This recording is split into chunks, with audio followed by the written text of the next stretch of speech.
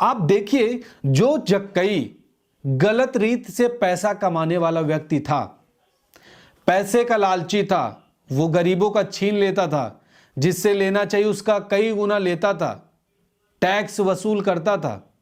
परंतु बाइबल कहता है जब यीशु मसीह उसके घर में इंटर किया, तभी उसका जीवन बदल गया।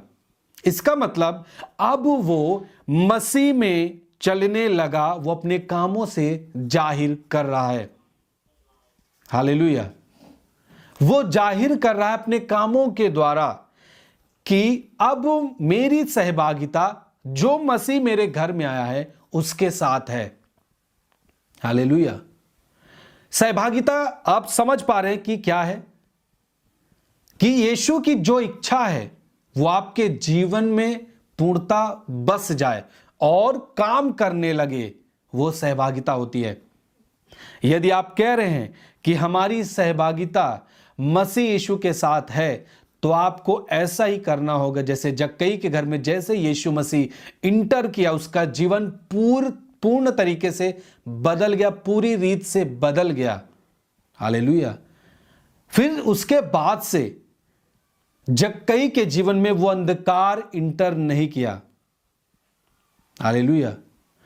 इसका मतलब जब भी मसीह के साथ आपकी सहभागिता होगी, पूर्ण बदलाव फिक्स हो जाता है।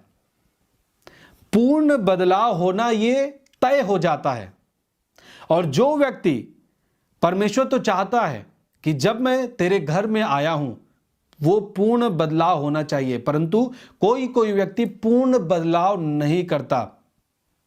संसार के डर से, संसार के दबाव में, अरे मेरा बिजनेस टूट जाएगा यदि मैं घूस लेना बंद किया, यदि मैं गलत रीत से पैसा ना कमाया तो मैं बहुत बड़ा आदमी नहीं बन पाऊंगा।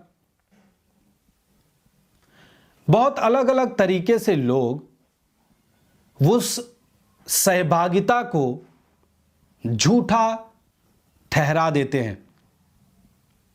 बहुत सारे जवान लोग, अरे ऐसा ना हो कि वो जिससे मैं प्यार करता हूं वो मुझसे रूठ ना जाए, यदि मैं मसीह के वचन के अनुसार पूरी तरीके से काम करने लगा तो।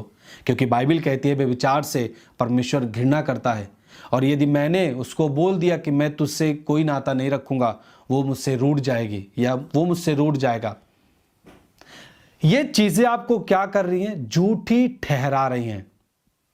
और एक जो झूठा व्यक्ति होता है, एक झूठ जो बोलने वाला, ग्रहण करने वाला व्यक्ति होता है, वो परमेश्वर के राज्य का वारिस नहीं हो सकता। बाइबल कहता है जो झूठ बोलने वाला व्यक्ति है, उसका जो स्थान है वो झील है, नरक है। हालेलुया। हम संसार के साथ बहुत जल्द समझौता कर लेते हैं।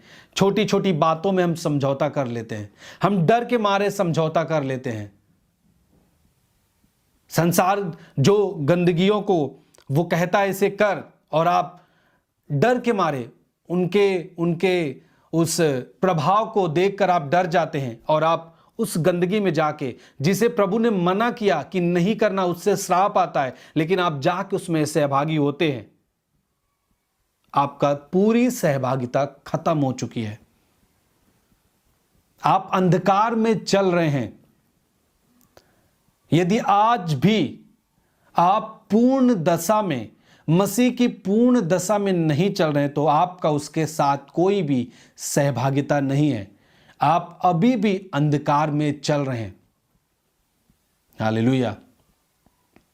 देखिए, हमें समझना होगा, कोई भी परिस्थिति आए इस संसार में, है ना, बहुत कुछ होने वाला इस दुनिया में। आप सोचिए, आप संसार से डर जाते हैं, हे मसीह को छोड़, आप छोड़ देते हैं, लेकिन आपको पता नहीं कि दुनिया का अंत होने वाला है। उसके बाद आप कहां जाएंगे? आप मनुष्य के डर के मारे तो आपने निर्णय ले लिया। ये जो शारीरिक जीवन है, कितने वर्ष का है? 60, 70 साल, 80 साल। उसके बाद आपका जीवन क्या होगा?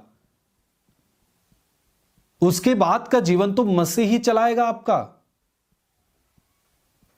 मैं आपको बताना चाहता हूं, जो व्यक्ति परमेश्वर के पक्ष में, यीशु के पक्ष में निर्णय लेता है, वो व्यक्ति यहां पर भी अच्छा जीवन जीता है।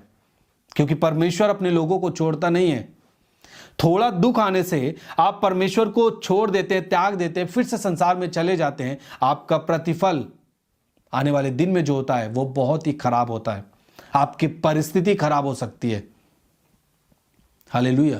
क्योंकि आप निराशा में थे, अशांति में थे, पाप में थे, शैतान की गुलामी में थे, तभी तो आपने प्रभु में विश्वास किया और आप आजाद हुए।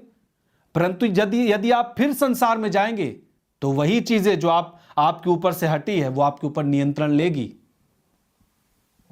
और आप अंधकार में चलेंगे। सो मनुष्य का भय नहीं खाना है। बाइबल कहता है जो मनुष्य का भय खाता है ना, फंदा है उसके जीवन के लिए।